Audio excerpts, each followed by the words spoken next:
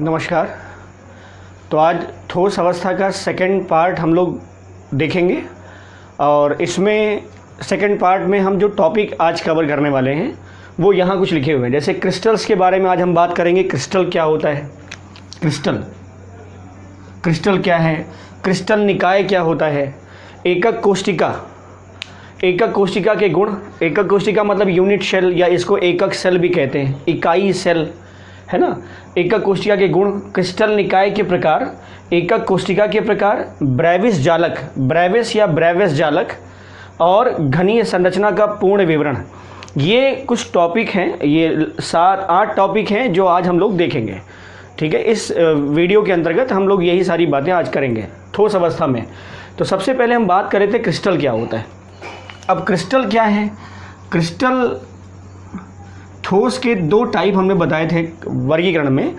एक टाइप था घटक कणों की व्यवस्था के आधार पर और एक टाइप था जो घटक कण के प्रकार और उनके बीच में इंटर फोर्सेज हैं वो किस टाइप के फोर्सेज लगते हैं, उस आधार पर 2 प्रकार के ठोस बताए गए थे मेजर क्लासिफिकेशन में।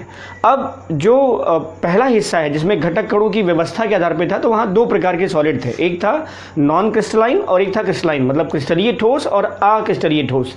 तो क्रिस्टलीय ठोस में जिसमें घटक कणों की व्यवस्था बहुत नियमित है और वास्तव में अगर आप देखें जितने भी ठोस हैं मैक्सिमम वो क्रिस्टलीय ठोस ही होते हैं। तो कोई भी ठोस जो है, कोई ठोस उसका जो छोटा भाग होता है, जो छोटा भाग है वही कहलाता है क्रिस्टल, जिसके बारे में हम बात करेंगे। एक छोटा सा हिस्सा उस ठोस का वो कहलाएगा क्रिस्टल। अब क्रिस्टल में घटक कणों की व्यवस्था पूरी तरह से नियमित होगी।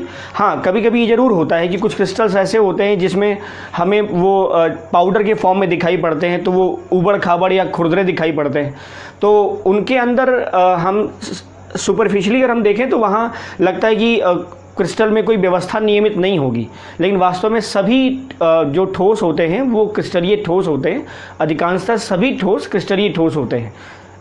ये पहली बात है। दूसरा, इसमें देखेंगे कि जो पाउडर है, जो चूर्ण टाइप के क्रिस्टल्स या ठोस हैं, उनमें जो छोटा सा अंश होगा, अगर उसके अंदर की क्रिस्टलीय व्यवस्था को हम सूक्ष्मदर्शी की सहायता से देखें, मतलब माइक्रोस्कोप का इस्तेमाल करके हम देखें, तो वहाँ पर भी हमें घटक कण जो मिलते हैं, घटक कण मतलब अणु, परमाणु और आयन, तो घटक कणों की जो व्यवस्था मिलेगी वो भी नियमित मिलेगी। इसका मतलब क्या है कि उन क्रिस्टलों में जो पाउडर फॉर्म में हमें दिखाई पड़ रहे थे, एज अ पाउडर दिखाई दे रहे थे, या जो हमें ऊपर से देखने पर लगता है कि खुरदरा होगा या इसमें अक्रिस्टलीय व्यवस्था होगी, लेकिन उसके अंदर जब हम सूक्ष्म स्तर पर जाके उसका मतलब अध्ययन या विश्लेषण करते तो पता चलता है कि वहाँ पर भी घटक कणों की नियमित व्यवस्था पाई जाती है।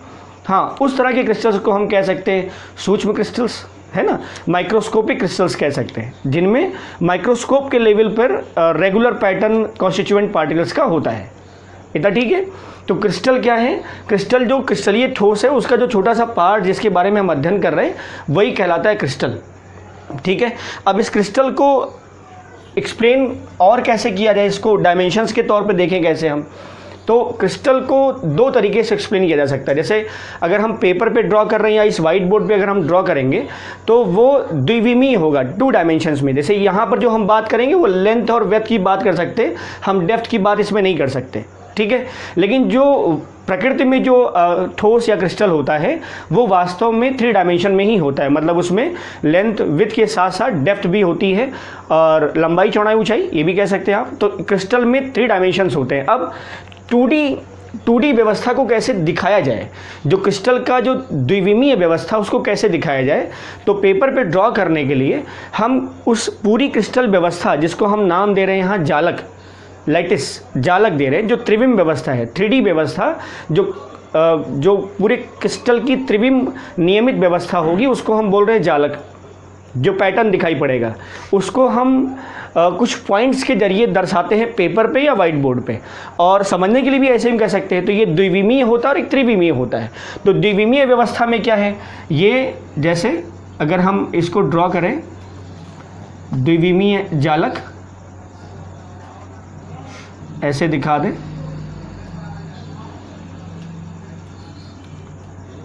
तो ये कोई ठोस है क्रिस्टल, उसकी क्रिस्टल व्यवस्था को दिखाने के लिए जिन पॉइंट्स का हम इस्तेमाल करेंगे,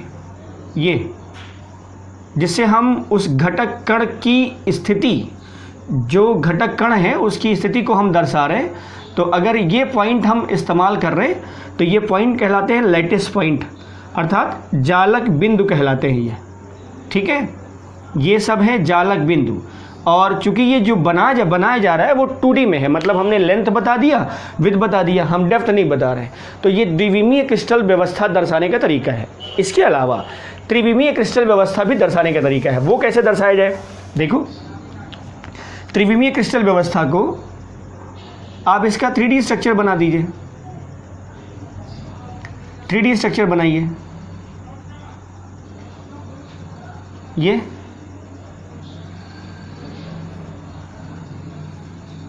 3D स्ट्रक्चर है। पैटर्न ध्यान रखेंगे तो आसानी से बन जाएगा। ये जितने भी डॉट बना रहे हैं वो सब लैटिस पॉइंट है। इंटरमिक्स नहीं करेंगे क्योंकि जो आगे फेज है वो दूसरा प्लेन है और जो पीछे वाला पहला हमने बनाया था वो बैक साइड का प्लेन है पूरा, और ये फ्रंट साइड का प्लेन है।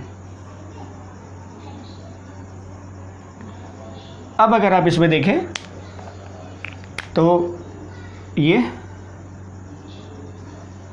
3D स्ट्रक्चर मिलके निकल के आ जाएगा और ये क्रिस्टल का 3 डायमेंशनल फॉर्म है। अगर आप थोड़ा ध्यान से देखें इसको तो एक उभरा हुआ स्ट्रक्चर मिलेगा हमें। तो ये 3D स्ट्रक्चर है, मतलब ये क्रिस्टल की व्यवस्था का एक त्रिविमीय व्यवस्था दर्शाने का तरीका है। और ये सारे जो पॉइंट हैं, ये जो हैं ये सब हैं लैटिस पॉइंट। क्या है ये?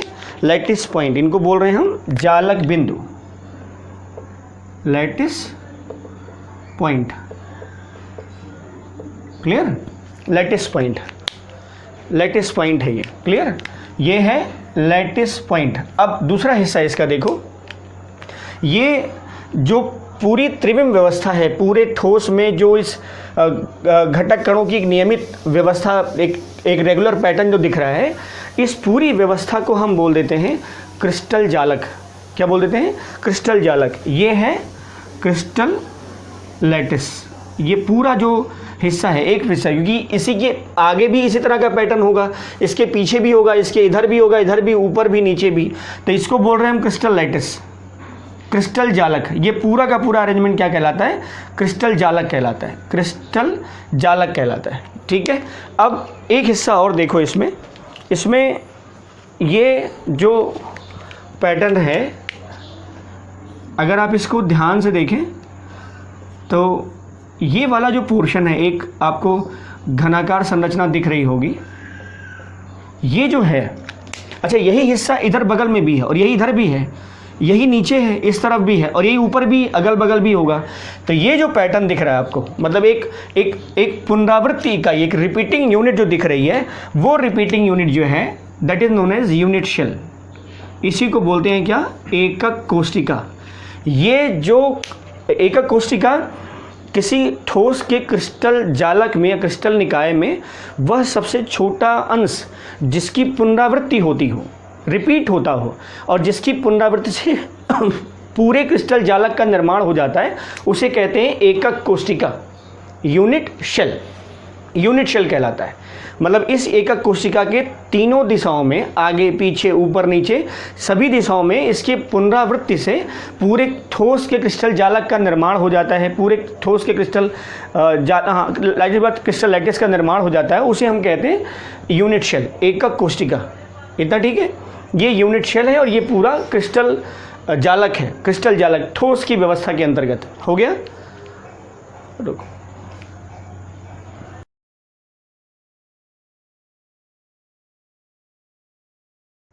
तो हम लोग बात करते हैं अब एकक कोशिका के गुण के बारे में, है ना। तो यूनिट शेल, अभी क्रिस्टल जालक के बारे में बात किया था। क्रिस्टल जालक क्या था? उस ठोस में जो त्रिविम व्यवस्था है, उस त्रिविम व्यवस्था की जो रिपीटिंग यूनिट अगर चारों तरफ 3 डायमेंशन में बनती है तो कहलाता है क्या? क्रिस्टल जालक। अब उसमें जो सबसे छोटी रिपीटिंग यूनिट है, जो सबसे छोटा अंश होगा, जो बार बार रिपीट हो रहा है, उसी को हम क्या कह रहे थे? एकक कोशिका। अब उस एकक कोशिका को एक्सप्लेन किया जाए तो इसके 2 महत्वपूर्ण गुण होते हैं। एक 2 प्रॉपर्टी में आप डिस्कस कर सकते हैं। एक होता है जो एक्सिस है, जिसे हम अंतर फलकीय अक्ष कह सकते हैं, एक ये होता है, ठीक है, इंटरफेशियल एक्सिस, इंटरफेशियल एक्सिस, एक तो ये हो गया। दूसरा अंतराफलकीय कोण, अंतराफलकीय कोण, तो ये दो बातें हैं। और एक होता है प्रिमिटिव, आद्य भी होता है, जिसको एक्सिस के आधार पे हम एक्सप्लेन करते हैं। लेकिन फिर यार दो बातें हैं जिसके आधार पे हम किसी भी एकक कोष्टिका की व्याख्या आसानी से कर सकते हैं। दो प्रॉपर्टी है, एक है इंटरफेशियल एक्सिस और एक है इंटरफेशियल एंगल।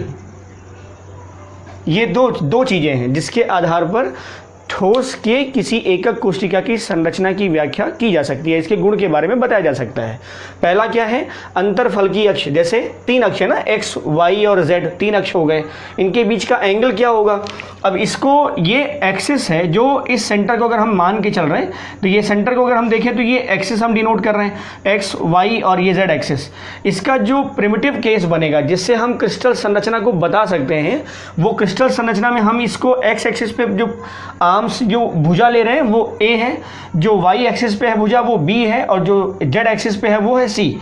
इनके बीच का जो इंटरप्लेनेटरी या इंटरफेशियल जो एंगल है वो कौन सा है, ए और सी के बीच में। आप ऐसे समझ लीजिए ए बी सी और ये अल्फा बीटा गामा, तो ए और सी के बीच में जो एंगल है वो बीटा है, ए और बी के बीच में जो एंगल है वो गामा है, और बी और सी के बीच में जो एंगल है वो अल्फा है।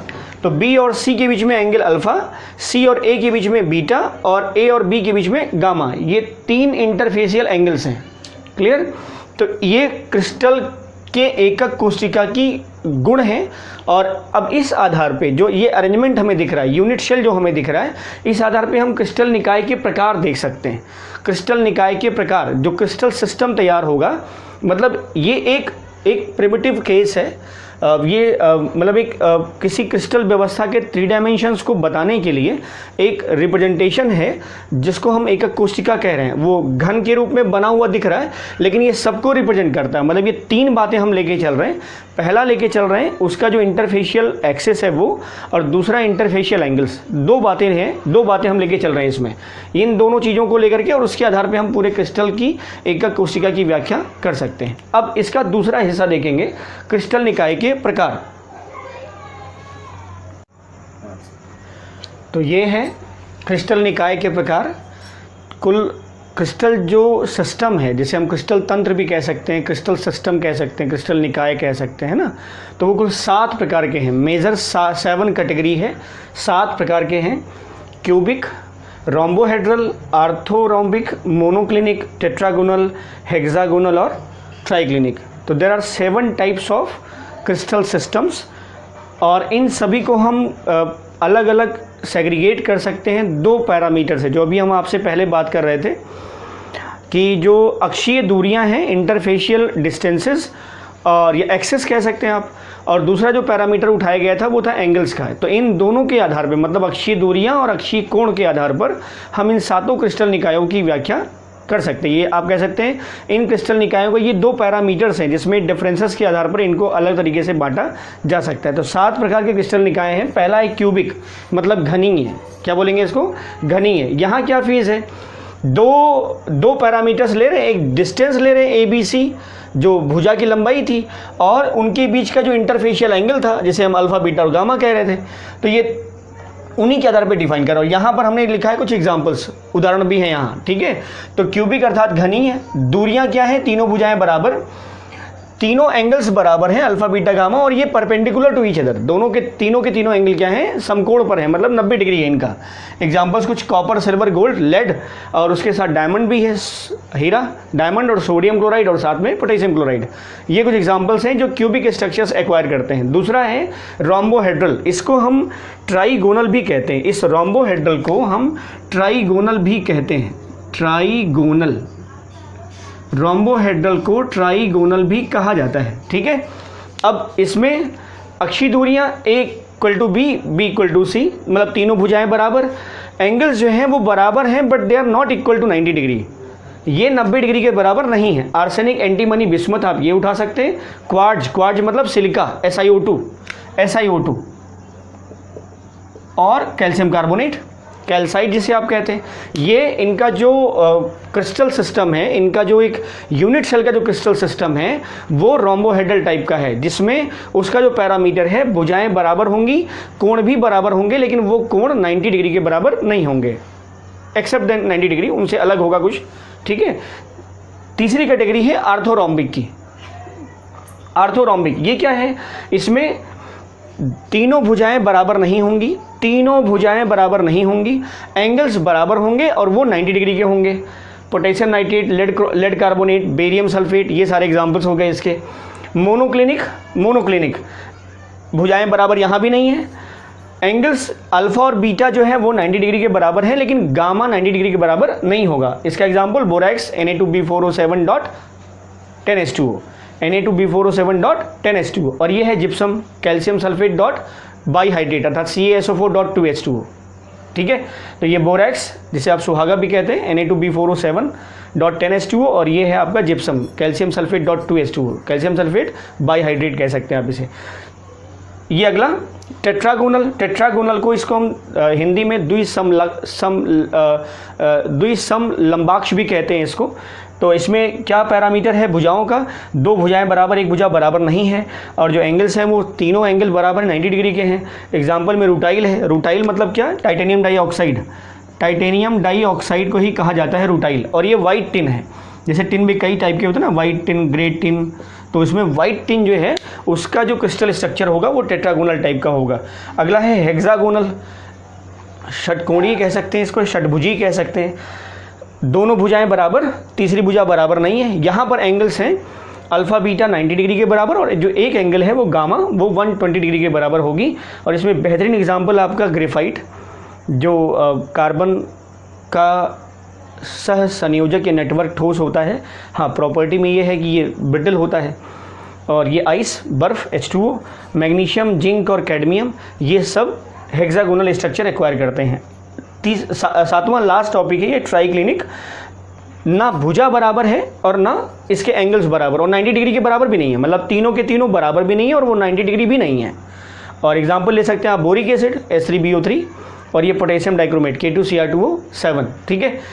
पैटर्न हमने कुछ चेंज किया हुआ है इसमें जो एक इस तरह से लिखने का पर्पस सिर्फ इतना है कि आप इसको आसानी से लर्न कर पाएँ। ध्यान रखिए, कॉम्पिटिटिव एग्जाम्स के लिए बहुत बेहतर है, और एक क्वेश्चन तो इसमें से मिल जाता है इस पूरे चार्ट से। हम इसको थोड़ा सा और शॉर्ट कर देते हैं, थोड़ा सा क्रिस्प समझिए इसको, क्रिस्प समझिए। देखिए जरा, हमने दो पेयर बनाए हैं, क्यूबिक और रोम्बोहेड्रल को एक साथ लिखा है हमने, आर्थोरोम्बिक और मोनोक्लिनिक को एक साथ लिखा है, और ये अगर आप देखें तो इन तीनों को हमने एक साथ लिखा है। इसका शॉर्टकट आप देख सकते हैं, यहाँ पे आप उठा लीजिए CR, ट्राइगोनल को एक सब्सटेंट रखिए अलग से, लेकिन क्यूबिक और रोम्बोहेड्रल आप बोलिए इसे। ये है आर्थोरोम्बिक और मोनोक्लिनिक, इसका शॉर्टकट हो जाएगा OM। और यहाँ पर नंबर्स ले सकते हैं आप, देखिए टेट्रागोनल मतलब 4, हेक्सागोनल मतलब 6 और ट्राई मतलब 3। तो शॉर्टकट में आप याद भी रख सकते हैं क्या, CR ओम 463। ये 7 टाइप के क्रिस्टल सिस्टम्स हैं जिनको आप आसानी से लर्न कर पाएंगे। हिंदी इंग्लिश के पैटर्न में मत फंसिएगा, ठीक है। सिंपल आप नाम याद रखिए और उसका जो पैरामीटर है, मतलब जो भुजाओं की लंबाइयाँ हैं उनमें क्या संबंध है, और जो एंगल्स हैं उसमें क्या संबंध है, और उसके साथ एक दो एग्जांपल्स भी याद रखिए।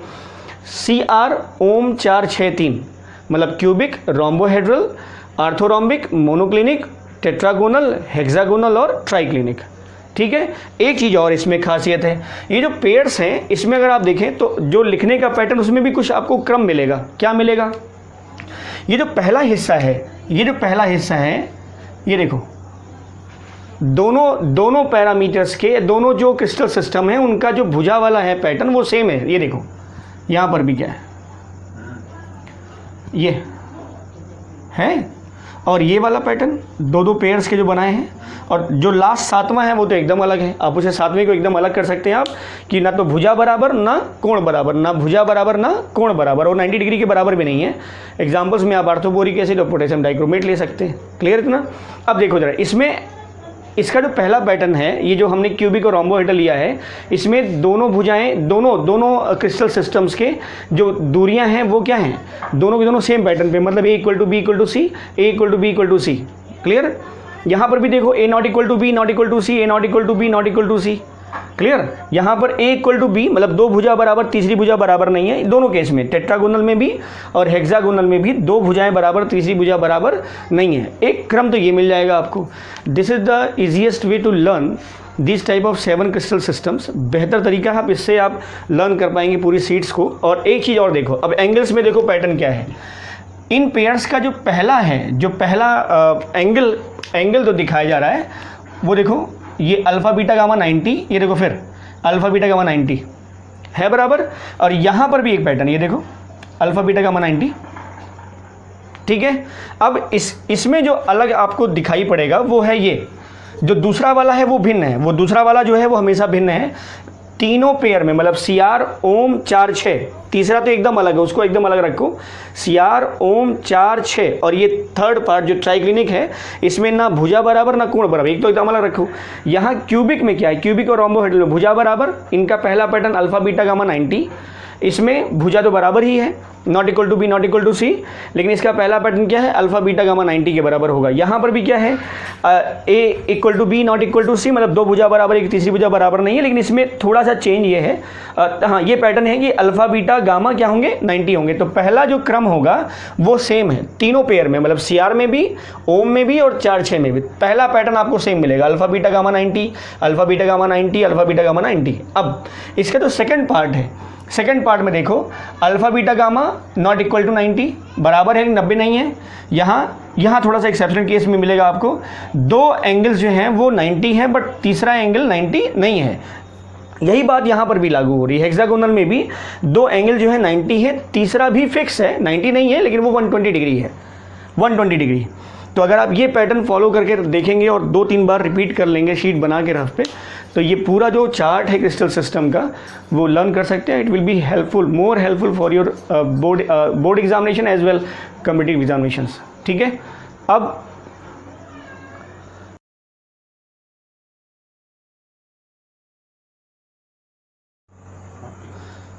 तो अब बात करते हैं एकक कोष्ठिका के प्रकार के बारे में, ठीक है। टाइप्स ऑफ यूनिट शेल, जो यूनिट शेल है उसके टाइप कितने हैं ये देखेंगे।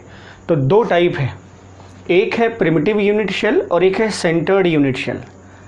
अभी जो हम बात कर रहे थे आपसे, जो क्रिस्टल निकाय के बारे में बात की है, क्रिस्टल सिस्टम के बारे में, वो टोटली इससे रिलेट करता है, मतलब वो प्रिमिटिव यूनिट शेल थे। वो क्या थे, वो प्रिमिटिव यूनिट शेल, आद्य एकक कोष्ठिका या आद्य एकक सेल, ठीक। ये 7 टाइप के हैं। इनका क्या मतलब होता है अभी देख लेते हैं। दूसरा है केंद्रित एकक कोष्ठिका, सेंटर्ड यूनिट शेल। ये 3 टाइप के हैं, बीसीसी, एफसीसी और ईसीसी। अब पहले ये देखो, आद्य एकक कोष्ठिका क्या मतलब होता है।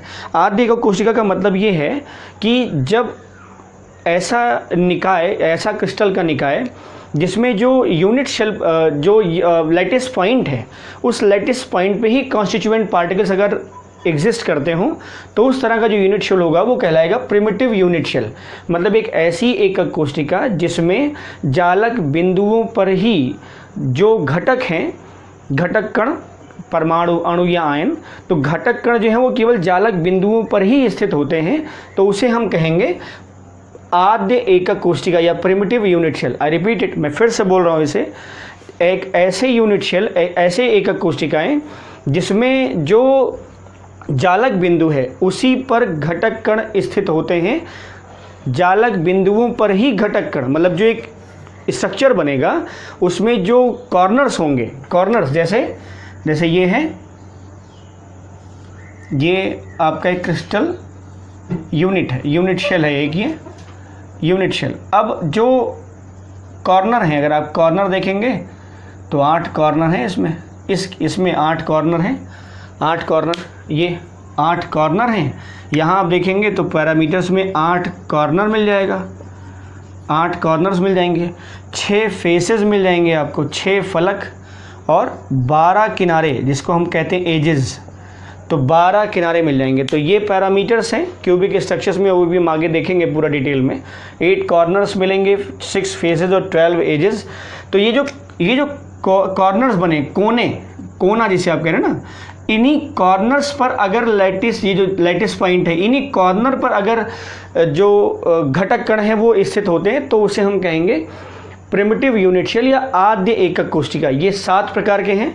7 प्रकार के मतलब जो अभी बात कर रहे थे, cubic, rhombohedral, orthogonal, monoclinic, tetragonal, hexagonal और ट्राइक्लिन। तो 7 टाइप्स हैं, वही 7 प्रकार के हैं। ये सब क्या हैं? आद्य एकक कोशिका, प्रिमिटिव यूनिट शेल। इतना ठीक है। फिर से, क्रिस्टल जालक की एकक कोशिका के जालक बिंदुओं पर यदि घटक कण स्थित होते हैं और कोनों पर स्थित होते हैं, ये कोने पर स्थित होते हैं, तो वो कहलाता है आद्य एकक कोशिका, प्रिमिटिव यूनिट शेल। दूसरा टाइप क्या है? केंद्रित एकक कोशिका, सेंटर्ड यूनिट शेल। 3 टाइप का होता है। इसका सेंस क्या है? इसका मतलब ये है कि जो यूनिट शेल, जो क्रिस्टल निकाय बनाया गया है, जो क्रिस्टल निकाय है, क्यूबिक किसी भी टाइप का हो, उस क्रिस्टल निकाय में कॉर्नर्स के अलावा, कॉर्नर्स जो कोना है उसके अतिरिक्त वो कहीं और भी क्रिस्टल जो घटक कण हैं अगर वो स्थित होते हैं तो वो कहलाते हैं केंद्रित एकक कोशिका। मतलब कोनों के अतिरिक्त भी अगर घटक कण उस निकाय के अंदर स्थित हों, इन 8, इस केस में हम बात करें तो इन 8 कोनों के अतिरिक्त भी अगर कहीं घटक कण स्थित होते हैं तो वो कहलाएंगे केंद्रित एकक कोशिका। एक हो गया प्रिमिटिव यूनिट शेल और एक हो गया सेंटर्ड यूनिट शेल। तो ये सेंटर्ड यूनिट शेल 3 टाइप के हो सकते हैं। 3 टाइप के क्या हो सकता है? देखो, अगर मान लो जैसे ये जो घनी संरचना दिख रही है, इस घन के बीच में, अब घन का बीच में कैसे होगा? अगर आप रूम को थोड़ा सा अगर आप इमेजिन करें तो जो एक क्यूबिक रूम होगा, बॉक्स, उसके अंदर अगर आप देखें तो घन का कण जाएगा अंदर का। जैसे जहां आप खड़े हैं, एक फलक तो वो हो गया, जो खड़े हैं वो फर्श जो है वो फलक है, उसी के ऊपर एक फलक, ये दूसरा, तीसरा फलक, चौथा फलक, 5वां और 6ठा फलक। आप इसको रिजम्बल्स कर सकते हैं लूडो के डायस से। तो लूडो का डायस, उसमें आप देखें तो वो 6 नंबर्स होते हैं ना, 1 2 3 4 5 6। तो 6 फलक है, जहाँ नंबर लिखा है वो सब फेसेस हैं, उसके फलक हैं।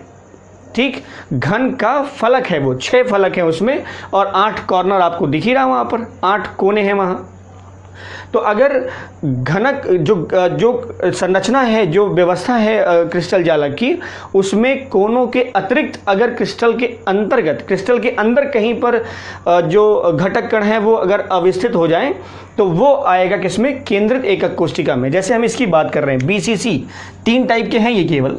बीसीसी का मतलब हो गया body centred cubic. Body centred cubic मतलब काय केंद्रित घनीय संरचना। काय केंद्रित घनीय मतलब काय मतलब बॉडी। तो जो क्रिस्टल सिस्टम है उसके अंदर, अब उसके अंदर कैसे होगा? तो उसके अंदर जो क्यूबिक संरचना है उसमें अगर आप देखें, अगर आमने सामने, अंदर से, बाहर से नहीं, अंदर से अगर आप इमेजिन करें तो जो आमने सामने के कॉर्नर्स होंगे उनको अगर हम लाइन ड्रॉ करें तो एक हमें कण मिलेगा ना, घन का कण जिसे हम कहेंगे। और ये घन के कण कितने टाइप के होंगे? 4। एक इस कॉर्नर पे, फिर वो उस कॉर्नर से और फिर उस कॉर्नर से। तो ये चारों के चारों जो हैं, जो घन के कण हैं, एक सेंटर पे इंटरसेक्ट करेंगे, काटेंगे एक जगह। वहाँ पर अगर घन जो क्रिस्टल का कण है अगर वो स्थित होगा तो इस तरह का जो सिस्टम होगा वो कहलाएगा बीसीसी, काय केंद्रित घनीय संरचना, जिसको हम बोलेंगे बॉडी सेंटर्ड क्यूबिक। मतलब क्रिस्टल यहाँ है, सेंटर पे है, ठीक है, क्रिस्टल सेंटर पे है। तो आमने सामने वाले अगर हम जो कोने हैं उसको अंदर से मिला दें तो हमें इस तरह का कुछ अरेंजमेंट दिखाई देगा और ये एक जगह इंटरसेक्ट करेंगे। अब इसका सामने का ये होगा तो यहाँ पर भी इंटरसेक्ट करेगा, तो ये जो सेंटर आएगा यहाँ पर भी ये जाएगा, तो ये जो सेंटर आएगा ये 8 कोनों पर तो है ही है, लेकिन घटक कण यहाँ भी स्थित है। इसका मतलब ये जो व्यवस्था है वो केंद्रित एकक कोशिका के अंतर्गत आएगी और उसको हम रखेंगे इसमें बीसीसी में, काय केंद्रित घनीय संरचना में। एक दूसरा केस है FCC, face centred cubic. Face centred cubic, ठीक है। अब इस फेस सेंटर्ड क्यूबिक में देखो क्या है, फलक है, फलक 6 फलक थे। तो अगर मान लो इस संरचना के अलावा, जैसे ये तो बीसीसी का फॉर्म था, बीसीसी के अलावा अगर हम देखें तो 6 फेसेस हैं, 6 फेसेस हैं।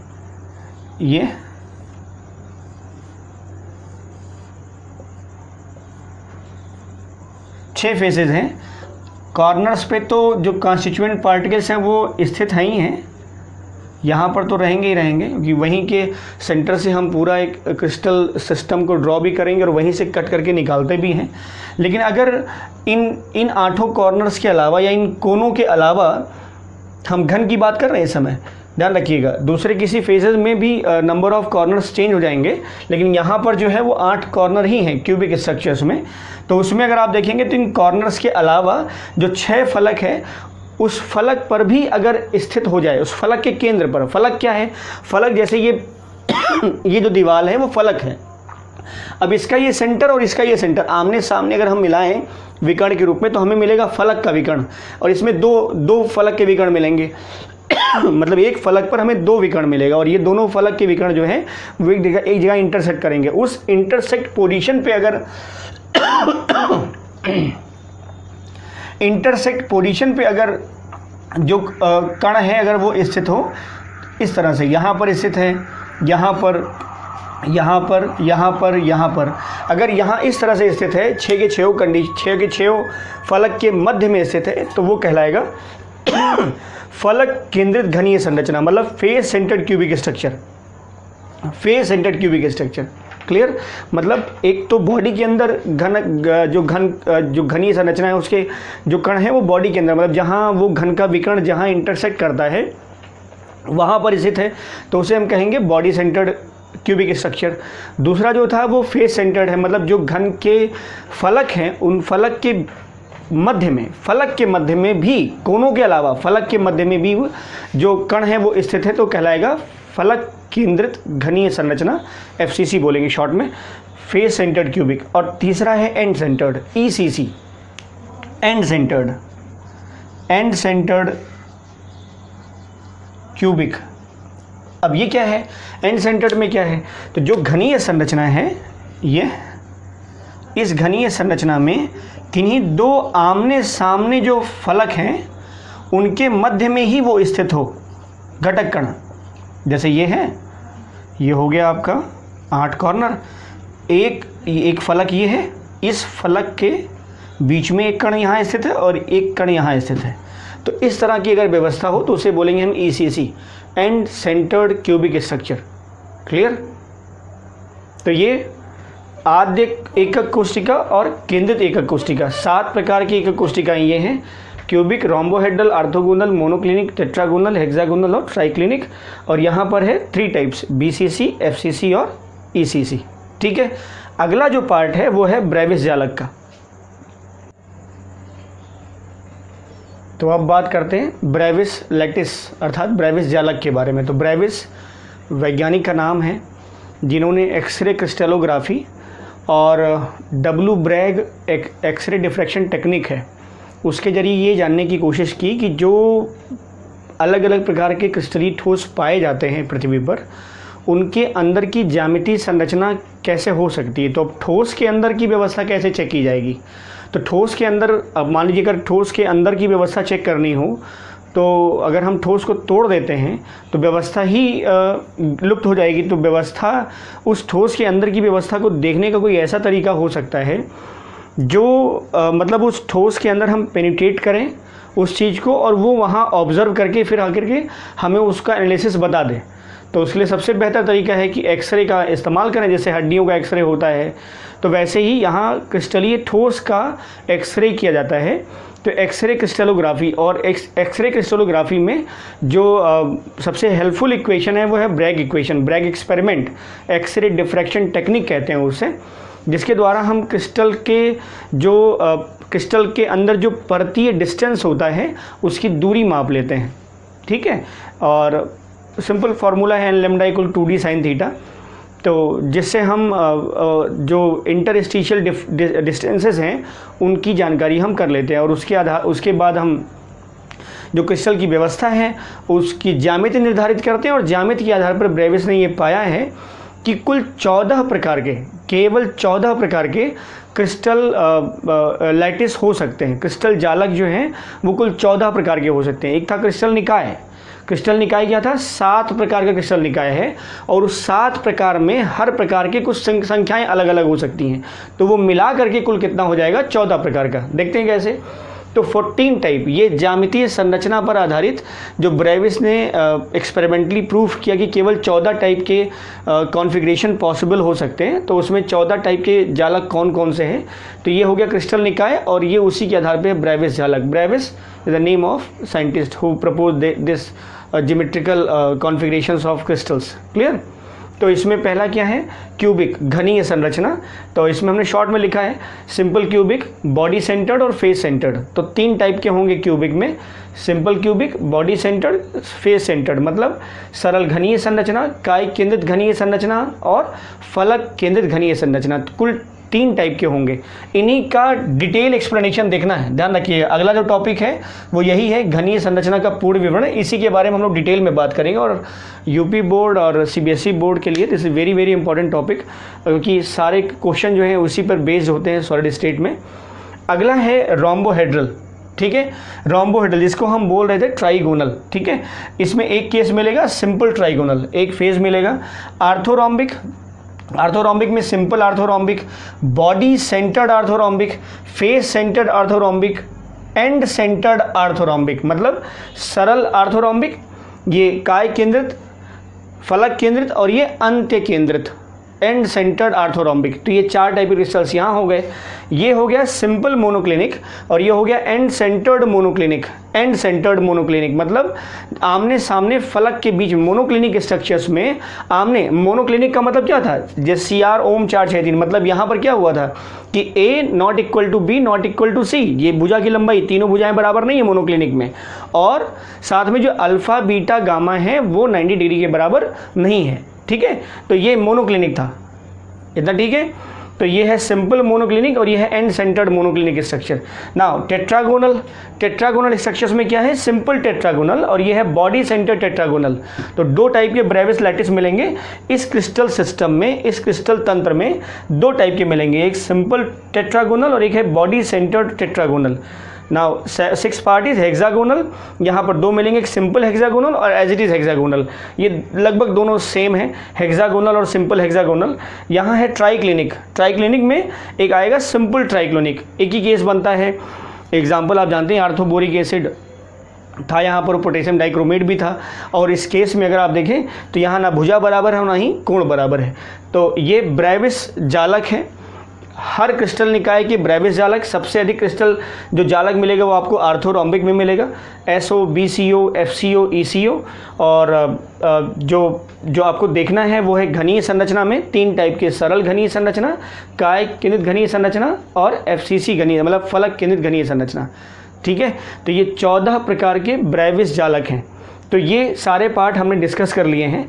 अब अगला जो पार्ट हमें डिस्कस करना है वो है घनीय संरचना का पूर्ण विवरण, क्योंकि बोर्ड एग्ज़ाम के जो एस्पिरेंट्स हैं उनके लिए सबसे इम्पॉर्टेंट हिस्सा है, और यहाँ से भी सवाल बनते हैं, एकक कोशिका से सवाल बनते हैं, एकक कोशिका गुण से सवाल बनते हैं, लेकिन इससे इसको समझना ज़्यादा बेहतर है। और एक रिक्वेस्ट और भी आप लोगों से कि हम बीच बीच में यहाँ पर जो नोट्स है जो हम लिख रहे हैं, हमने पहले वीडियो में देखा कि वो शायद क्लियर नहीं हो पा रहा है, तो उसका हमने हैंड रिटन नोट है वो हम बीच में मतलब अपलोड कर देंगे उसे, और अपलोड करने के बाद आप उसको वीडियो पॉज करके उसको आप अपनी पेपर पे, कॉपी पे नोट बना लीजिएगा, और उसमें भी कुछ डाउट होगा तो आप कमेंट बॉक्स में या हमारे मोबाइल नंबर पर आप जब हमें ज़रूर इन्फॉर्म करेंगे।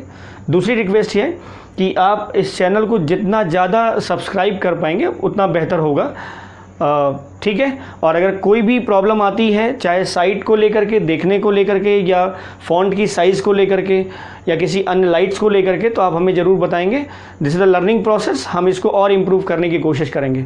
Thank you.